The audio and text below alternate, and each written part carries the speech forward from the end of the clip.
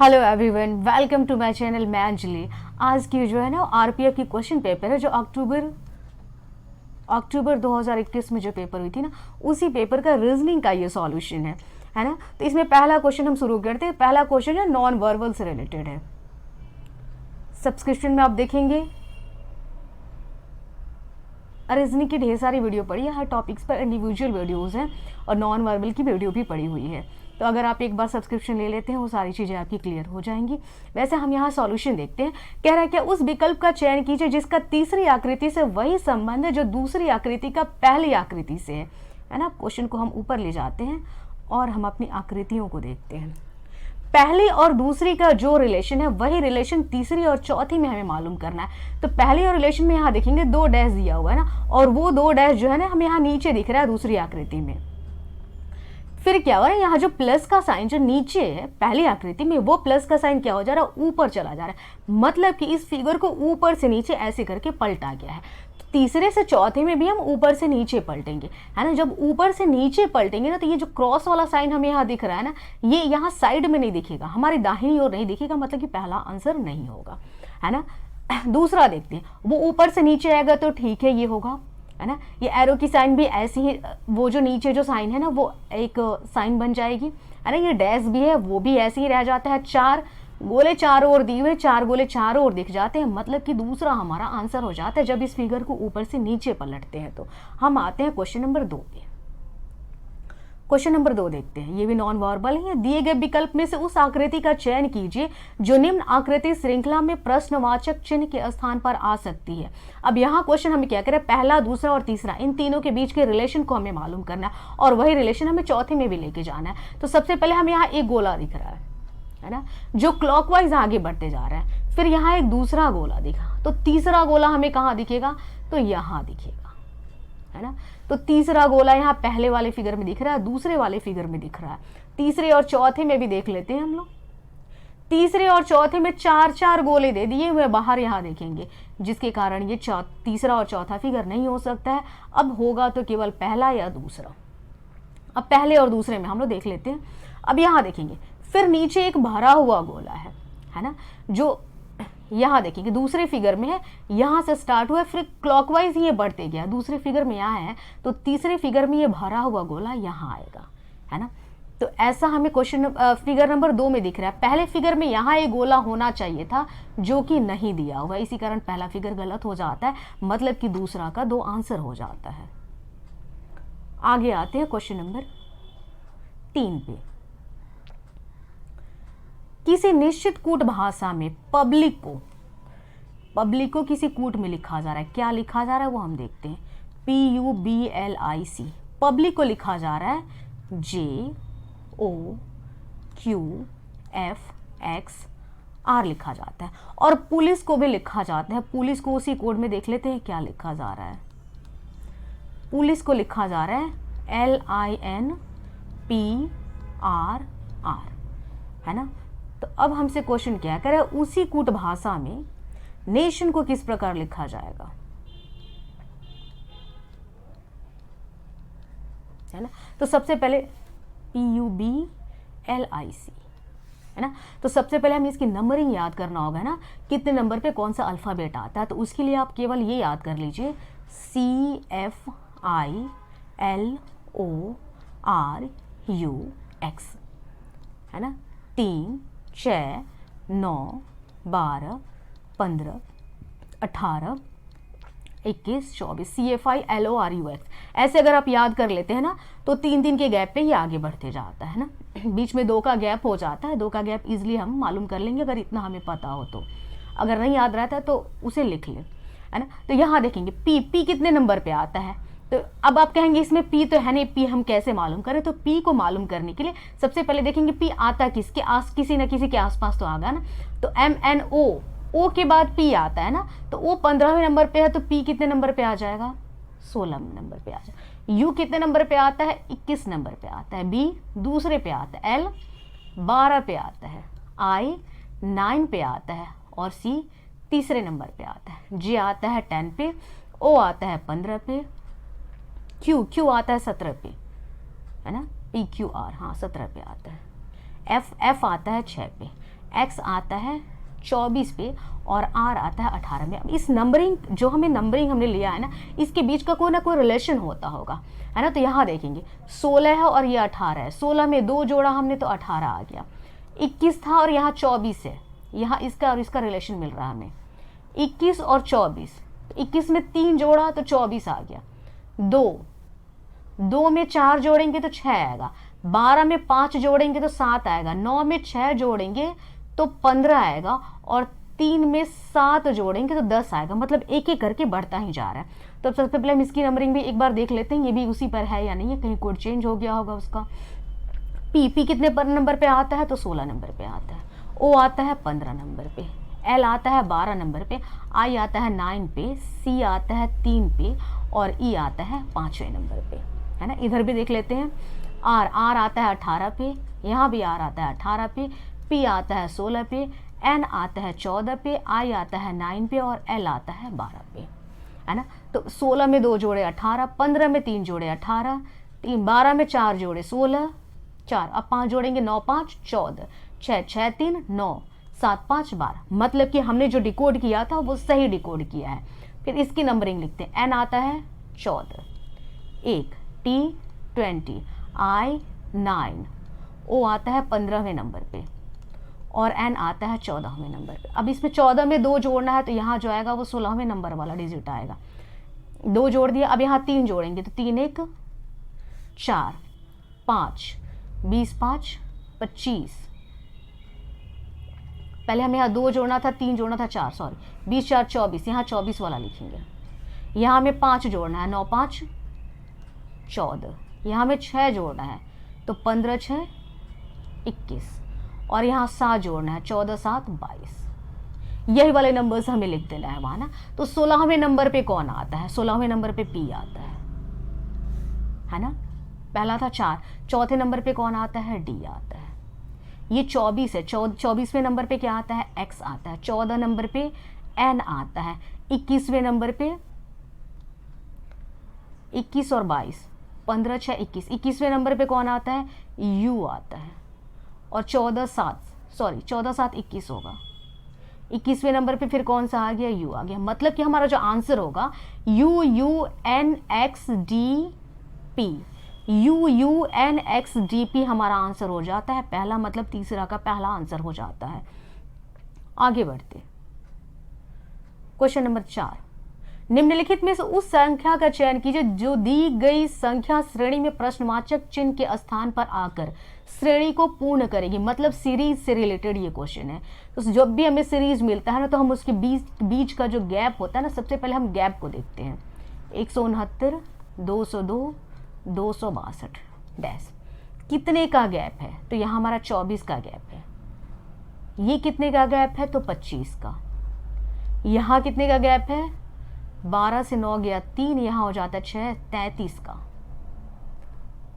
262 यहाँ हमें गैप जो दिया हुआ है 60 का दिया हुआ है ना। यहाँ हमें नहीं पता है। अब 24 25 33 और 60 में कोई रिलेशन ही नहीं बन रहा है। फिर देखते हैं इनके बीच के गैप को निकालते हैं। यहाँ 1 का गैप है, यहाँ 8 का गैप है, यहाँ 27 का गैप।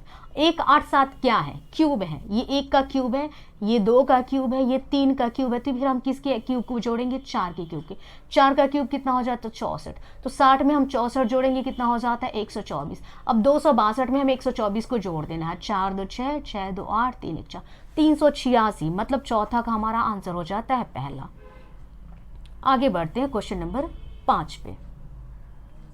किसी निश्चित कोड भाषा में हार्डली को 74 लिखा जाता है। हार्डली HARDLY, हार्डली को हमने लिख दिया 74। ध्यान दें ये y है, x की तरह हो गया। आगे अर्नड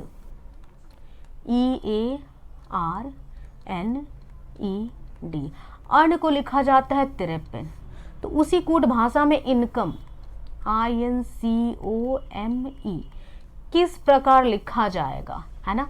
तो जब भी हमें अल्फ़ाबेट दिख गया और ये नंबर दिख गया, तो हो सकता है कि अल्फ़ाबेट की जो नंबरिंग होती है, जिस एक्चुअल नंबर पे वो आता है, उसे ऐड करके ये 74 लिखा होगा। एक बार चेक कर लेते हैं, है ना। H आता है 8वें नंबर पे, 1 आता है, A आता है पहले नंबर पे, आर आता है 18वें नंबर पे, डी आता है चौथे नंबर पे, एल आता है 12वें नंबर पे, वाई आता है 25 नंबर पर। इस नंबर्स को हम जोड़ लेते हैं।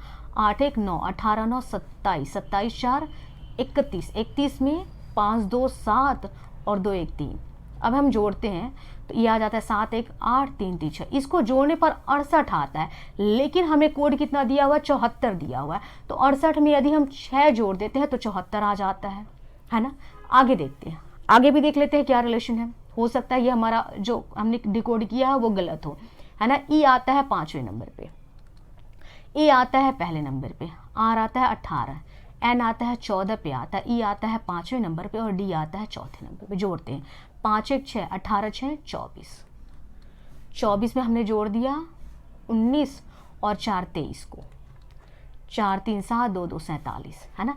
इसको जोड़ने पर 47 आया, लेकिन यदि हम 47 में 6 जोड़ देते हैं तो 53 आ जाता है ना।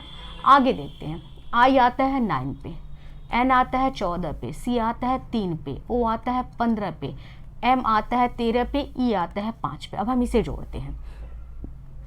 9 3 12, 12 में 14 हमने जोड़ दिया 26, है ना। 5 3 8, 1 1 2 28 और 5, 8 4 14 में 5 जोड़ा 19 का 9, 2 2 4 1 5 59, 59 में हम 6 जोड़ देते हैं तो 9 6 15, ये हो जाता है 65। यानी कि हमारा आंसर जो हो जाता है वो 65 हो जाता है और 65 आंसर 5वें का तीसरा है। अब हम बढ़ते हैं क्वेश्चन नंबर 6 पे। 4 मित्रों, रैंकिंग से रिलेटेड ये क्वेश्चन है। 4 मित्रों डीलन, एल्बर्ट, फियोना और जॉर्ज में से सभी की आयु अलग अलग है ना। सब अलग अलग उम्र के हैं। एल्बर्ट फियोना से बड़ा है। अब यहाँ देखेंगे, एल्बर्ट जो है वो फियोना से बड़ा है। इनके बीच में भी कोई आ सकता है। एल्बर्ट फियोना से बड़ा है तो जो बड़ा है उसे ऊपर कर दिया, जो छोटा है उसे हमने नीचे कर दिया। डीलन जो है जॉर्ज से छोटा है लेकिन एल्बर्ट से बड़ा है। डीलन ये जो है ना जॉर्ज से छोटा है, जॉर्ज से डीलन छोटा हो गया लेकिन एल्बर्ट से क्या हो गया, बड़ा हो गया। अब पूछ रहा हूं उनमें से कौन सबसे बड़ा है, तो सबसे बड़ा कौन हो जाता है, जॉर्ज हो जाता है। मतलब कि छठा का 2 आंसर हो जाता है। क्वेश्चन नंबर 7 पे आते हैं।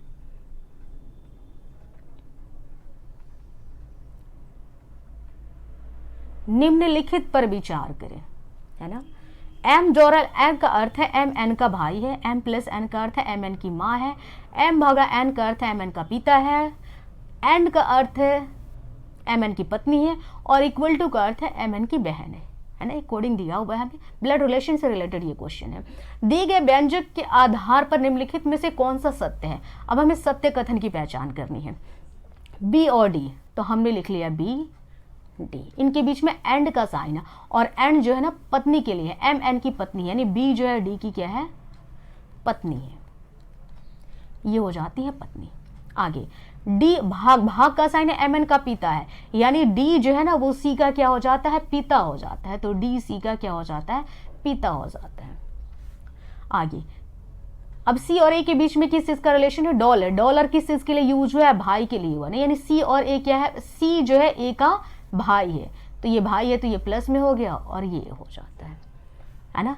ए प्लस एफ, प्लस का अर्थ है एम एन की माँ है, यानी ए जो है एफ की क्या हो जाती है, माँ हो जाती है। आगे ऑप्शन में आते हैं, ए डी की बहू है, ए जो है डी की बहू है, नहीं ये तो बेटी है ना, ए डी की क्या है, बेटी है। एफ सी का पोता या नाती है, एफ और सी के बीच में एक ही जनरेशन का गैप है तो नाती पोता में नहीं जाएंगे, ये बेटे में ही रह जाएंगे। सी एफ की माँ का भाई है, सी जो है एफ की माँ, ए जो थी एफ की क्या थी, माँ थी और माँ का भाई कौन था, सी था, मतलब कि आंसर 3 हो जाता है। अगले क्वेश्चन पे आते हैं, क्वेश्चन नंबर 8 पे। 75 छात्रों के एक बैच में लड़कों और लड़कियों का अनुपात क्रमशः 1:2 है, यानी लड़के और लड़कियों का अनुपात दे दिया और सुश्री पूजा सिर से 13वें स्थान पर है। यदि 10 लड़के सुश्री पूजा से आगे हैं तो स्थान के अनुसार उनके बाद कितनी लड़कियां हैं। तो सबसे पहले हमें क्लास में ये मालूम करना होगा लड़के कितने और लड़कियां कितनी हैं। तो लड़के और लड़कियों के बीच का अनुपात जो हमें दिया हुआ ना 1:2 दिया हुआ है, तो हम दोनों को जोड़ देंगे, तो 2 में 1 जोड़ेंगे तो कितना आ जाता है, 3 आ जाता है। और ये 3 जो होगा ना टोटल के बराबर होगा। टोटल कितने हो जाते हैं, 75। 3 से 75 जाता है 25 बार में, है ना, यानी 1 का अनुपात जो है ना वो 25 के बराबर है। तो 1 का अनुपात कौन थे, ये लड़के थे, तो लड़के कितने हो जाते हैं, लड़का हो जाता है 25 और लड़कियां कितनी थी, 2 थी, तो 25 में हम क्या करेंगे, एक जो है 25 के बराबर है तो 2 किसके बराबर होगा, 50 के बराबर होगा। यानी लड़का की संख्या 25 थी और लड़की की संख्या कितनी थी, 50 थी। अब हम क्वेश्चन पे आते हैं। सुश्री पूजा शीर्ष से 13वें स्थान पर ही, ऊपर से पूजा जो है ना 13वें स्थान पर है, ध्यान रहे। यानी पूजा के ऊपर 12 लोग थे और ये 13वें नंबर पे है, ध्यान रहे। ऊपर कितने लोग हैं, 12 लोग हैं। यदि 10 लड़के सुश्री पूजा से आगे हैं, 10 लड़के आगे हैं, केवल लड़के 10 हैं, तो और ये आगे कितने हैं, 12 हैं। इनसे आगे कितने हैं, 12 हैं। पूजा से आगे 12 हैं, जिसमें से 10 लड़के हैं, तो लड़कियां कितनी हैं, 2 हैं। 2 लड़की इनके आगे है और ये भी एक लड़की है, मतलब कि ये 3 लड़कियां हो गई। तो कह रहा स्थान के अनुसार उनके बाद कितनी लड़कियां हैं, तो टोटल कितनी लड़की थी, 50 लड़की थी, जिसमें ये 3 ऊपर हो जा रही है ना। 3 ऊपर हो जाए तो बची कितनी, तो 50 में से 3 माइनस कर देते हैं, 47। मतलब कि 47 लड़कियां जो है पूजा के नीचे हैं और इनके ऊपर 2 लड़कियां हैं और खुद ये एक लड़की है। सबको जोड़ेंगे तो 50 आ जाते हैं। क्वेश्चन नंबर 9 पे आते हैं।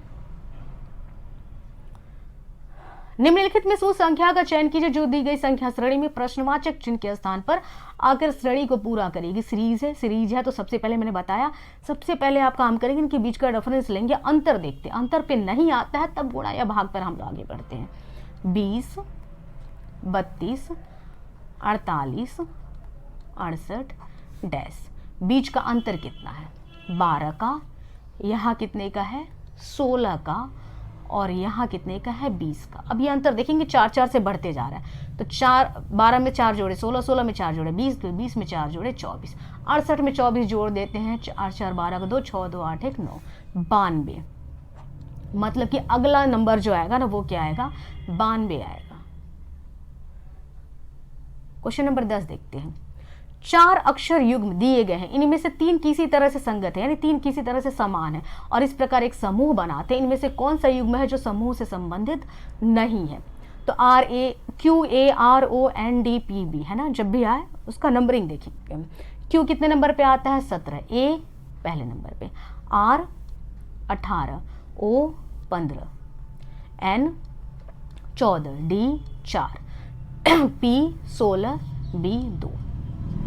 17 में 1 जोड़ देते हैं, कितना आता है, 18। 15 में 18 जोड़ते हैं, आ जाता है 33। 14 में 4 जोड़ देते हैं, आ जाता है 18। 16 में 2 जोड़ते हैं, आ जाता है 18।